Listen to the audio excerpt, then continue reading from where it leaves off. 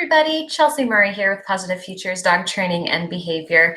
And if you're like most of our clients, you probably got that notification that life is going to start to look something like it did over a year ago, and you're going to be going back into the office.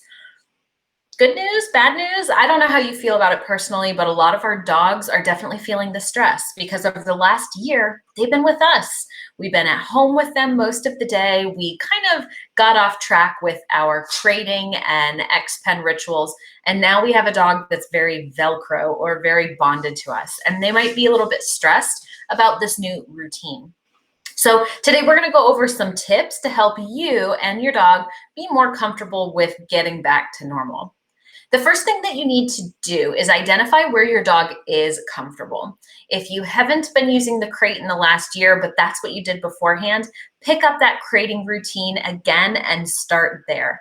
This might mean that you have to go all the way back to the basics of practicing in and out on cue, feeding inside the crate, offering high-value chews inside, and even working on relaxation inside the crate with the door open. If you haven't been using the crate or you never started with the crate, think of a way that you can safely restrict your dog's access throughout the house. It might be as simple as closing off some bedroom doors where things might be a bit messy. The goal is that the dog doesn't have access to things that we don't want them getting into. So this could be trash cans and messy rooms, and that's normal. We just want to make sure that our dog isn't rehearsing any inappropriate chewing while we're away. So find that safe space, figure out what that's going to be, and start practicing relaxation in that environment.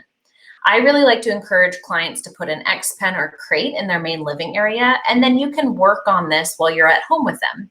While you're cooking, your dog can hang out in that space, and you can offer intermittent reinforcement to them to help them know that being calm and relaxed in this space pays. You also can often offer puzzle toys, frozen Kongs, chews, and bones in this environment to help improve relaxation and boost that positive association with the space a little bit more. So once you've picked out your space and you've done a little bit of work with it, then we want to start to practice leaving our dogs.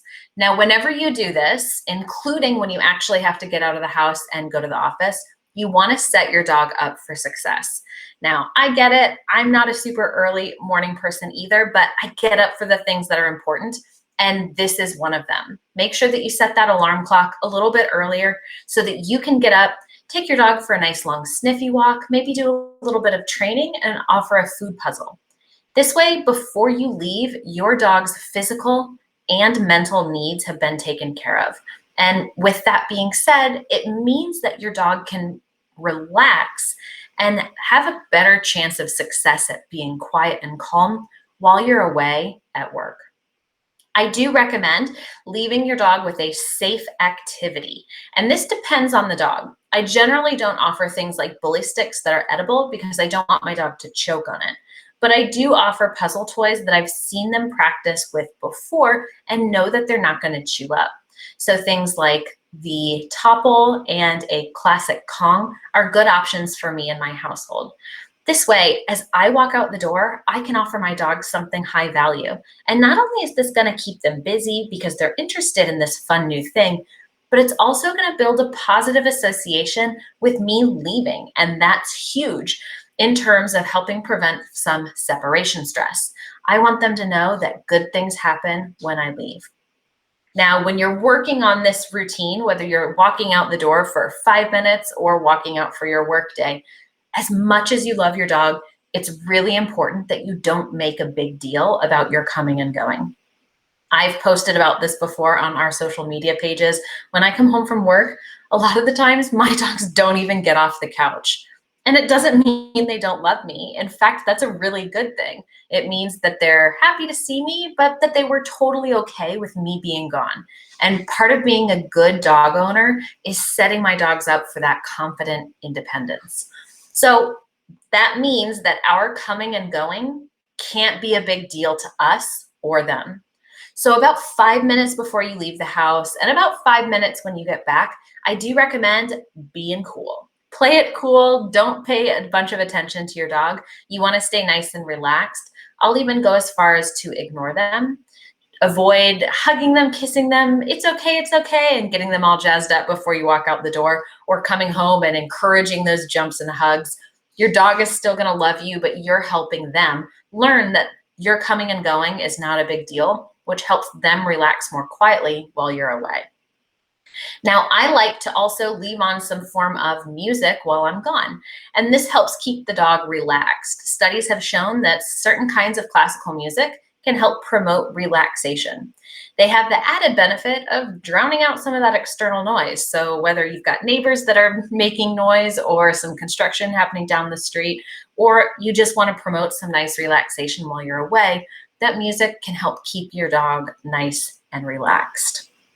Now, if your dog is experiencing significant stress while you're away, they're unable to control their bladder or their stools, they're maybe foaming at the mouth, barking incessantly, chewing and escaping out of crates, these are not good signs. These are signs that it's time to bring in a professional. We don't want our dogs panicking, and unfortunately, they won't just figure it out. We have to help them. And we don't want them building further negative associations with us being away, because that can make this process even harder for both of you. Some things that we do recommend in these circumstances is to find an immediate form of solution for your pet. And this might mean staying with a friend, having a pet sitter, doing some sort of day school or day camp, if you are able to. This way your dog isn't spending too much time alone and they're not building those negative associations with you leaving. I hope that this helps you guys start getting your head in the right space for heading back to work. It can be a big transition for us and our dogs, but working on some of those foundations that you probably haven't touched in quite a long time are going to be really important for you. Practicing settle on a mat or go to place and reinforcing relaxation, really spending that time with your dog to tire them out before you leave, and trying to make this process as easy as possible for them. One other thing that you can keep an eye on is what part of the process of you getting ready does your dog start to pick up on and get alert about.